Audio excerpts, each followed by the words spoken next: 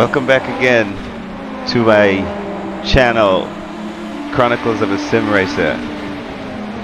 I'm not sure if my voice is coming through enough, but I'm doing a bit of voiceover for my for a race. It's an open server race in iRacing, and what that means is you get wrecked a lot for the most part. A lot of fellas here have very low I rating, relatively low I rating. I have two accounts. One account I have a 26 or 2600 I rating, and then this account that I'm driving on here, I have like maybe 1200. This one I had gotten all the way up to 3000. The thing is, when you race in open servers, and for me, I often don't qualify, so I start at the back of the grid in whatever class of car I'm driving. And so some of the lesser experienced racers or iRacers that have no concept of what racing is, they assume you just get in the car and drive fast, not realizing racing is a little bit more about precision on the brakes, in and out of the corners, hitting apexes, tracking out, those kind of things. They tend to get a little bit overzealous at the beginning of the races, and for that reason they take out otherwise decent drivers, and so it's very difficult to raise your I rating on these open servers. But this is where you would have to increase your I rating, because it's an official iRacing event. Anyway, here we're at Road Atlanta. I started last in the class of cars that we're driving. I'm driving one of the BMW LMP hybrids, LMPh. And it is one of my preferred car. I used to be the P2. I used to love the P2 until the hybrid came out. So the leaders got into it. There was a wreck. Of course, not too bad. They just spun out. So now I'm running in second, and I'm chasing down this fella in front. Now, I'm not 100% on the limits in this car because I'm not confident in the braking event. So I'm about 10 miles an hour down on everybody else through turn 1. And especially through the turn 2 and 3 that leads down to the fast S's. I'm not really comfortable through those sections, so I'm really taking it easy through there. And all the while I'm trying to find some kind of rhythm and consistency. This track, Road Atlanta, is very, I like it very much. It looks like a simple layout, but it has a little bit of everything. It has slow corners, it has fast S's, it has a long straight, it has medium speed corners. The elevation changes are really nice. There are blind corners in this track as well. So coming down this hill here on the back straight, getting into this braking event right here, very heavy braking. I was able to outbrake this dude for the lead. Nice and clean passes. That's how you would see them from me. Every time I do an overtake, it will be clean. I would not wreck somebody in the process of overtaking, because for me, sim racing is just that. It's simulated racing. So I'm not going to do in the car, in the sim car, what I will not do in a real race car.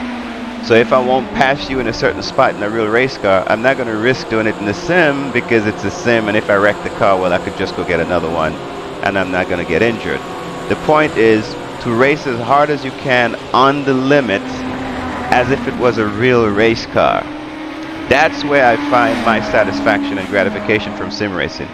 Even if I don't win the race, or even if I finish last, if I have a very good scrap on track with a couple of other guys, and we're able to keep it clean but fair, and I'm able to drive my nuts off, that's satisfying to me than winning a race where everybody crashed out and I just happened to win by default. You know what I'm saying? So for me, sim racing is just that.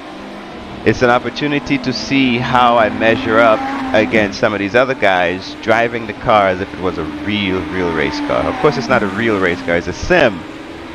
But there's a certain way I would drive a real race car on this track, and so that's how I'm approaching this sim. So about the LMP hybrid, I like the way the car feels. It has massive amount of downforce. It's a little bit heavy and can be a little bit clumsy sometimes, but it also is quite responsive, right? So it turns in nicely, especially if you get the setup right. The tire temperatures are up, and on the straight, it has nice speed and nice acceleration out of the corners.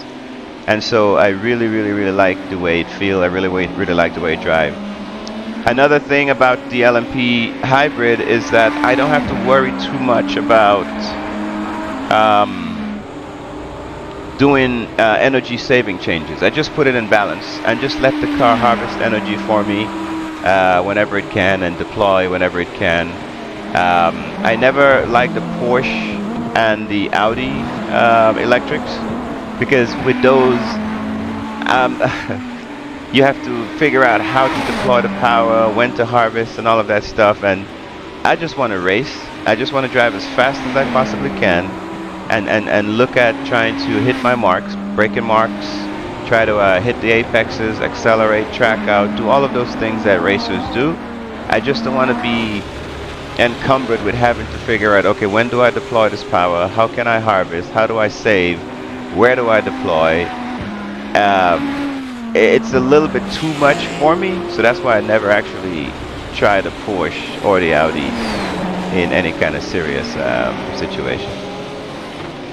But yeah, so in this race, there's a fella named Wang. He was the leader, and he was the one that got into it a few laps ago with another fella. And this guy was amazingly fast, man. The best lap I was able to do on this track was a 1:9.5, right? Wang qualified at a 1:07.0. So right there, it's about a second and a half already quicker in his qualifying trim than I was able to do in my best race trim lap, right? Secondly, at the end of the race, Wang averaged 1 minute and 11 seconds around the track. 1 minute and 11.7 around the track. My average was 1 minute and 12.2. So I was half a second a lap slower than Wang. And notice already, we're just catching the GT cars. And I'm a little bit gentlemanly when it comes to the GT, because they're obviously racing too. And I don't want to catch them in spots and areas and try to overtake where it's not necessary, where it's a little bit dangerous. But if you notice, Wang is right behind me, and he's passing GT3s in areas that I would never do it. In fact, I learned a bit from him watching how aggressive he is through the field, and I realized then I could perhaps increase my level of aggression without being as aggressive as he was. And he's catching me at a second a lap clip. And that's because we're going through the GTs, and I'm being careful navigating the GTs, but this guy is just throwing the car around, in and out of the corners, passing them in the fast S's, and he's just amazing, this kid. And now he's already caught up to me. He is right behind me, and he's going to pass me on the inside right here. See, I saw him at the last minute, and of course I gave room, but I would never attempt to pass there on anybody, let alone another LMPh, but I learned now that I can attempt to pass there. And already he is several car lengths up the road and pulling away. This guy was amazing. But with that level of aggression comes a certain level of risk also, because later on he will wreck a little bit and fly off track, at which point I was able to pass him. And I led about 25 out of the 38 laps, but of course in the end Wang was able to somehow catch up again and pass me and win the race. So. But this right here is just a test run to see what the resolution looks like, so that whenever I start streaming, I know I get the settings just correct. Anyway, Road Atlanta LMPh hybrid, or LMP hybrid, having a little bit of fun here in a mixed class racing. So here we have the LMPh, we have the LMP2, and then we have the GT class cars. And kudos to the GT guys. They were really, really, really good, this group of GT guys. And after the race, I checked, you see that smoke? That was Wang flying off the track, which gave me, I inherited the lead again. And the guy behind is the second place guy who was trying to catch me. But I guess he is just as tentative as I am through the GT traffic, and so he probably got caught up a few times. And I was able to pull out a bit of a gap until Wang eventually ran me down late in the race and then was able to overtake. But yeah, so I was saying the GT class of guys in this race was very, very good. And at the end, I look at their I rating, and they had a relatively high rating, the GT guys. They was in the 2000s, you know, mid 2000s. And the reason why I say they were very good is, for me, in my experience at this lower level, normally driving the LMPh or one of the LMP cars, you're usually in the fastest car or the faster series or the faster class of car on the track. And so I would catch the GTs all over the track, which shows that there are different skill levels in the GT. So if you're constantly catching GTs at different areas, different places, it's hard to really put down some clean, consistent lap, because sometimes you lose time following the GTs through some of the slower corners where you can't pass, or it's not prudent to execute a pass there. But with this class of GT guys, once we caught up to them, they were all bunched together. We passed them, and we didn't see them again for several laps until we caught up to them again and passed them. So it makes it easier when you're passing the GT cars in a bunch, right? Once you get past them, then you could really put your head down and try to crack out some really quick laps to maintain whatever gap you have or close the gap to somebody else ahead of you. And so I appreciate the GT guys for being very good, very predictable when we did catch them, and very clean. I was able to run this entire 45-minute race without any incidents in an open server race, running an LMPh with about many cars on here. I think we had about over 20 something, maybe 30 plus cars on track. So that's a very good day for me. And I love this sim racing thing, man, especially now that I have my triple screen set up. I still prefer the VR, but I'm getting better and better with the adjusted to the triple screen. During this race, I looked to the left while I was passing a hybrid. Passing a P2, because normally when I'm in VR, I look to the left to see where it is, if I've already cleared him, not realizing that you got triple screen, you're not in VR anymore. And so when I looked to the left, I didn't see anything. I was like, oh yeah, that's right, I'm not in VR anymore. But yeah, man, I hope the quality is pretty good. I don't know if it is. It looks good to me, but we'll see once I load it up to the channel. And it's a long race, so I don't expect anybody to watch the whole thing. I probably should have just edited down to a few highlight spots and stuff, but I'll just put it up the way it is. And yeah, I mean, I had a very good time. I had a good finish, relatively decent pace, and I know that I need to go back to the drawing board and learn how to drive this car more on the limit, because there's at least another second and a half I could find. And because I was really tentative or very conservative going into turn one, like coming up here right now, turn one, I downshift twice. I could take that was a good line through there that time, but I could be on the throttle a lot sooner through there. And then coming up over here, it's kind of blind, right? So when you come through turn one, that right hand, and you're going up the hill to make that left-right series of corners, it's completely blind to me, and I don't have a marker, right? So I'm sure some of the faster guys have some kind of landmark that they use to know exactly when to turn in, right? So if the car front is here, turn in, because for me, I'm guessing every time. So sometimes I would get it right, sometimes I would turn in too early, other times I would turn in too late. So it's hard to be 100% on it through that segment, because I don't know if I'm going to be on, if I'm going to be early, late, or right on it, right? So I need to figure out where I could find a marker so I could at least be a little bit more consistent through there. I think right there, between that and turn one, I think that's at least half a second there. And then a few other spots I'm really not pushing as hard as I can or should be. But yeah, sim racing, I don't know if you can hear it in my voice. The passion is there to discuss it, to talk about it, what I like about it, what I don't like about it.